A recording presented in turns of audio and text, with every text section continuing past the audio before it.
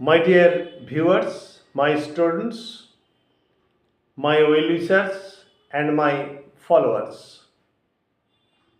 Today in the evening, I have appeared before you just to discuss with you a poem, Stillirise by Maya Angelou, and it is a famous poem from American literature. And let us introduce ourselves to the short biography of Maya Angelou. The poet was born on the 4th April 1928, and this poet died or breathed her last on May 28, 2014. So she is a modern poet.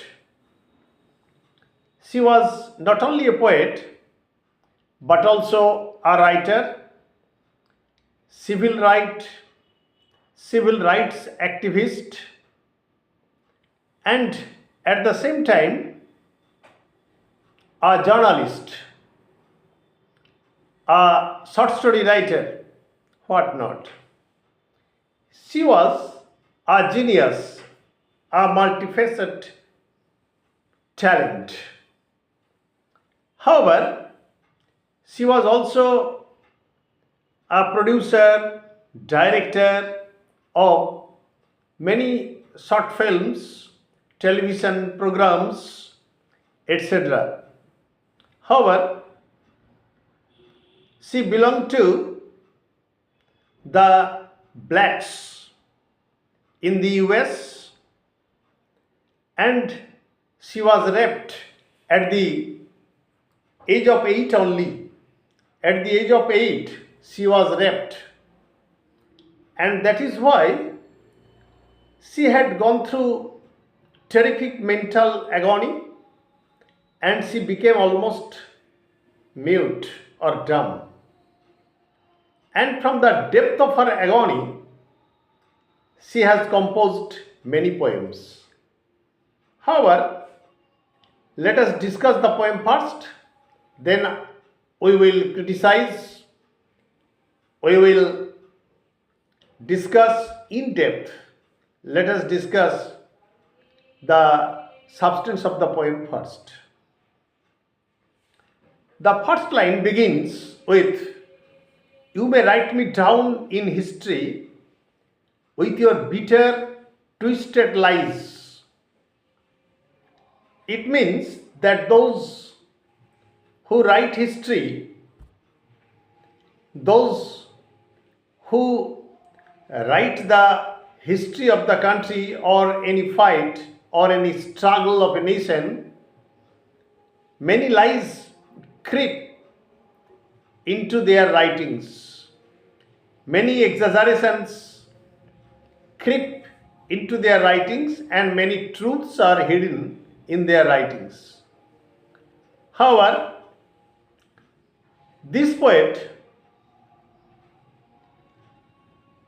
expresses her thoughts unambiguously and in a straightforward style, that the history of the struggle of the blacks, the history of the struggle of the blacks against the whites is a long drawn history, and some truths may be twisted, some truths may be hidden, and the readers may not dig out the actual information. You may trod me in the very dirt. That means you may walk over me, that is the blacks, and I may be turned into dirt. But still, like dust, I will rise. And what is the character of dust? Dust fly, dust come out from the mud. The dirt when dried up, turns into dust, and the dust will rise up. It is the eternal character of dust. So the poet very humbly and politely says that she may be worked over, she may be pasted into dirt, but after it, transformation will occur, and just like dust, she will rise. Nothing can suppress her optimism, nothing can suppress her boldness, her courageousness. Clear? Second stanza. Does my sassiness upset you? Here, sassiness means impudent quality. Impudent quality, that means the poet thinks herself to be haughty, to be impudent. Yes, she is impudent, otherwise, it would not have been possible for her to fight against the oppressions, against the tyranny in the society. Does my sassiness upset you? Does my boldness, does my impudent quality upset you, depress you? Why are you beset with gloom? That means, why are you plagued? Why are you upset with your sadness, with your gloom? Cause I walk like I have got oil wells pumping in my living room. And you think that I have got some oil wells from which I am pumping out oil to sell in market and to earn a lot of money, and the oil well is the source of huge amount of money, and that is why you are jealous of me. Clear? Now come to the third stanza. Just like moons and like suns, with the certainty of tides, just like hopes springing high, still I will rise. Nothing can suppress me, nothing can oppress me. I will rise. How? It is an example of simile, just like a direct comparison with moons and suns, with certainty of tides, because tides of the oceans, of the seas, are related to the moon, the sun, etc. The sun will rise. It is eternal truth. Nothing can oppress the sun, nothing can prevent the sun from its rising, and nothing can prevent the moon from its appearance, and with the direct relation with the tide of the rivers, of the seas, of the oceans. And just like this certainty, I will also optimistic, I am also hopeful that still I will rise.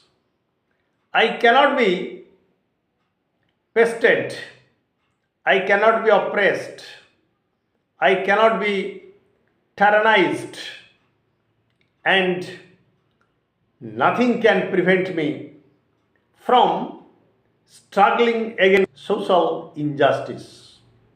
Clear? Now come to the fourth stanza.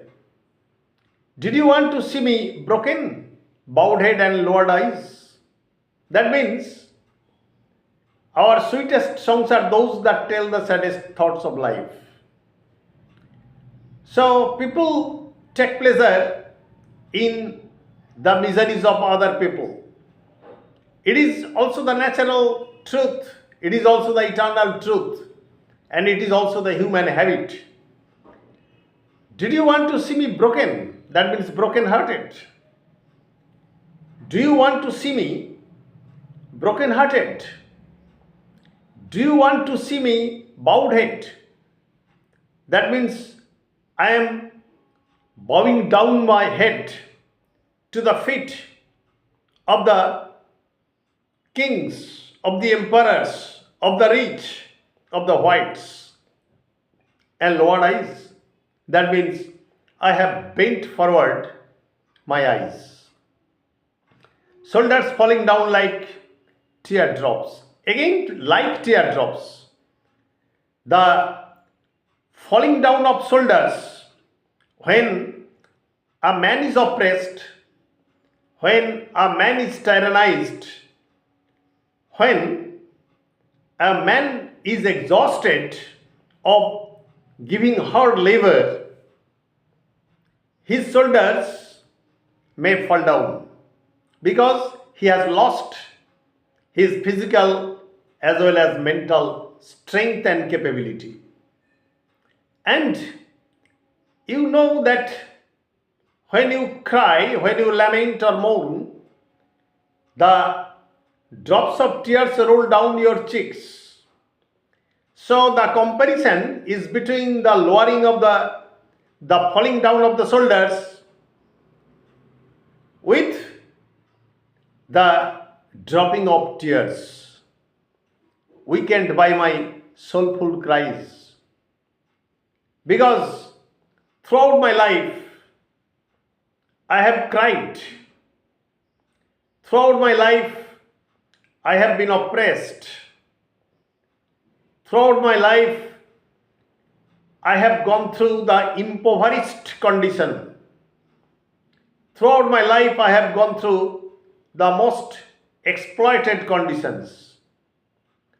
The miseries and sufferings I have gone through have helped me to compose this great song, Stillirise. Yes, I call it a song because it tells the agony of your heart, agony of the heart of the poet. Now come to the fifth stanza. Does my haughtiness offend you? Yes, I am haughty. Yes, I am impudent. Yes, I am full of anger. So, does my haughtiness offend you? Are you offended for my haughtiness? Don't you take it awful hard? That means I know that you have taken it as awfully hard, difficult, or troublesome for you. Yes, I am causing trouble to you by my haughtiness, cause I laugh like I have got gold mines. And my behavior, my haughtiness, my anger, and my spirit, my optimism, my hopeful attitude to life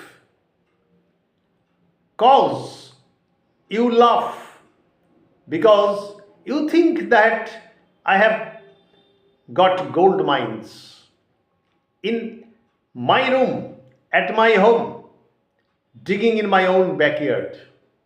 And from the gold mines, I have dug out the lumps of golds.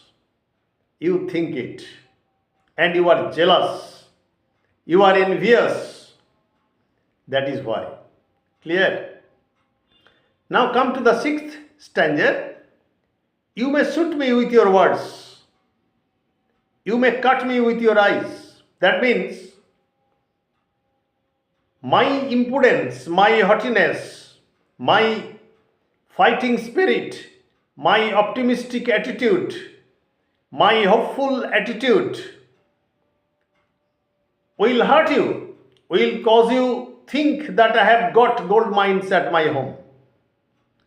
And for this reason you may look at me with an envious attitude, and with your words, with your bitter words, with your attacking words, you may try to hurt me, and you may try to cut me with your glance, jealous glance, envious glance, with your anger, with your wrath, W-R-A-T-H, wrath.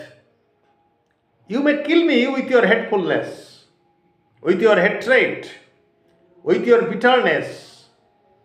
You may kill me because I am struggling against you. I am struggling hard against you. But still, like air, I will rise. Air is always blowing, and without air, we cannot live.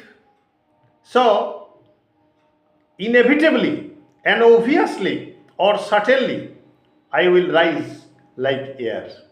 Clear? This is the fighting spirit. This is the optimistic spirit of Maya Angelou.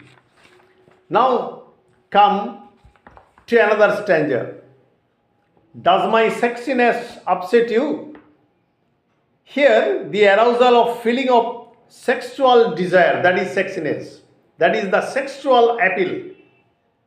The poet demands that she has a sexual appearance or voluptuous appearance. This voluptuous appearance may upset you because you lack that sort of attitude. And you know that men are actually attracted by sexiness, by sexual appeal of women.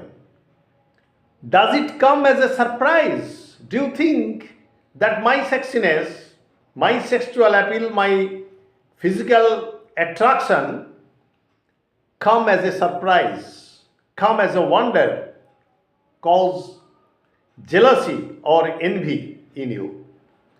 That I dance like I have got diamonds at the meeting of my thighs. And you see that when she dances, it appears or it transpires that the valuable, just like valuable diamonds, as diamonds are too much valuable, at the meeting of her thighs, that sort of diamonds appear. That means, as diamonds attract human beings too much, the dancing thighs also attract too much, attract human beings too much. So, the simile is far-fetched, but it is a simile, distant simile, that I dance like I have got diamonds, because she has possessed the blessings of diamonds on her thighs, because the dancing thighs appeal to the menfolk too much. Out of my hearts of history's shame I rise. So history, what history has written is simple, but I rise from that history. Up from a past that's rooted in pain I rise. In the past, the poet had to struggle, had to fight against racism, against the whites, against the antagonists. So, the pain of struggle is rooted in her, and from that ashes she will rise. I am a black ocean. She admits